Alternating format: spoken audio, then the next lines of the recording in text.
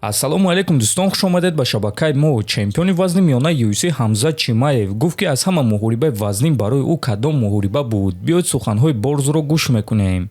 ҳар як муҳориба вазнин аст. Аввалдараҷа аз сабабе ки ту барои муҳориба омодагиҳои вазнин мебинӣ. дар худи октагон ягон кори душвор нест. ҳамагӣ 15-25 дақиқа 3-5 раунд хеле зуд мегузаранд. лекин аз сабабе ки пеш аз муҳориба зидди камару усман ма аз Шветсия ба Дубай омадум ва аз сабабе ки ма дастаи хуб надоштум, барои муҳориба зидди усман омода шудан бароям душвор буд. дар барам танҳо якчанд дӯстонам буданд тамом. ана барои чи ин муҳориба барои ман аз ҳама муҳорибаи вазнин шуд. дигар муҳорибаҳо бошанд барои ман хеле ҷолиб буданд, гуфтааст Чимаев. хотиррасон мекунем ки пеш аз муҳориба зидди камару усман Ҳамзат дастаи пешинаи худро тарк кард. а усман бошад муҳорибаро дар муддати кӯтоҳ қабул кард ва муҳорибаи онҳо хеле конкурентӣ ва наздик шуд ки дар натиҷа Чимаев бо қарори доваро пирӯз шуда буд. ҳама намуд доруҳои гиёҳӣ бо сифати баланд, нархҳои дастрас ва дастафка ба ҳама шаҳрҳо аз ширкати Шифофармо, доруҳои гиёҳӣ барои хароб ва фарбеҳшавӣ, барои қавӣ кардани саломатӣ,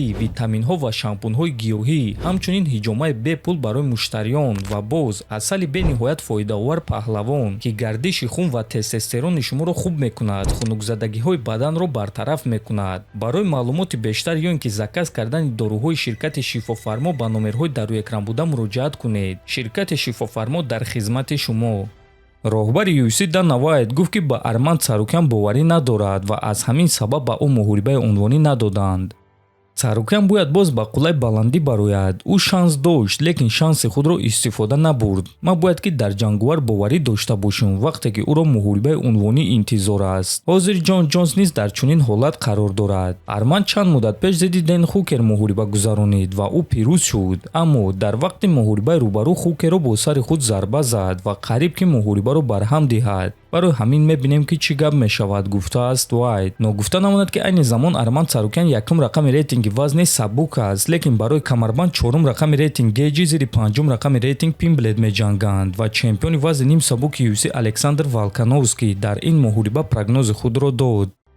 ин муҳорибаи хеле дурахшон мешавад ки ма ба ғалабаи Педи боварӣ дорам. буданд якчанд лаҳзаҳои вақте ма фикр мекардам ки Педиро санҷишҳои вазнин интизор аст, лекин ӯ ин санҷишҳоро ҳар дафъа мегузашт. дар охирон муҳорибаи худ ӯ ба ман нишон дод ки доимо аз рӯи нақшаи худ меҷангад ва дар муҳориба зидди Гейҷи ин чиз хеле муҳим аст. барои ҳамин ма ба ғалабаи Педи боварӣ дорам, гуфтааст Волк. хотиррасон мекунем ки муҳорибаи Гейҷи зидди Пимблед аллакай шаби 24 ба 25 январ дар турнири UFC 324 баргузор мегардад ва барои камарбанди муваққатии вазни сабук хоҳад шуд. соҳиби камарбанди BMF Макс Холлоуэй баъди шикаст додани Чарлз Оливера барои камарбанди чемпионӣ ҷангидан мехоҳад. биёед суханҳои ӯро гӯш мекунем. ҳимояи камарбанди BMF хеле хуб аст, лекин ҳадафи асосии ман камарбанди чемпионӣ аст. ман фикр мекунам ки Чарлз Оливера рақиби хеле арзанда аст. ӯ охирон шахсе буд ки барои камарбанд ҷангидааст ва чанд муддат пеш худи ӯ чемпиони ин вазн буд. ғалаба зидди Дастин Порие, ғалаба зидди Чарлз Оливера. агар ки ма баромада ғалабаи дурахшон нишон диҳам ва дасти маро боло бардоранд, шояд ин чиз боз як қадами дигар маро барои муҳорибаи унвонӣ барои камарбанд наздик мекунад. шояд мураббиҳои ман маро баъди ин суханонам мекушанд, лекин ман фикр мекунам ки ғалабаи ҳақиқии BMF вақте мешавад ки ман устоди сабмишенҳоро бо тариқи сабмишен шикаст диҳам, гуфтааст Холлоуэй. ногуфта намонад ки муҳориба барои камарбанди BMF байни Макс Холлоуэй ва Чарлз Оливера рӯзи 8 март дар турнири UFC 326 ба нақша гирифта шудааст ва ин реванши онҳо мешавад. дар якум муҳориба Холлоуэй ғолиб шуда буд. ба фикри шумо дӯстон, дар ин муҳориба кӣ ғолиб шуда метавонад? фикрҳои худро нависед. ҳатман дар YouTube канали мо обуна шавед. то боздид, хонободу сарбаланд бошед.